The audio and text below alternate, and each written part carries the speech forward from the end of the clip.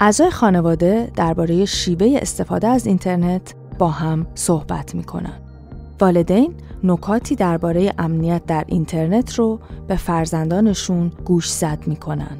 مادر توضیح میده که باید در به اشتراک گذاری محتوای آنلاین محتاط بود. اون میگه پاک کردن چیزی که یک بار منتشر شده دشواره. به همین دلیل باید قبل از به اشتراک گذاشتن به این فکر کرد که آیا میخوایم این محتوا در آینده هم قابل مشاهده باشه یا نه.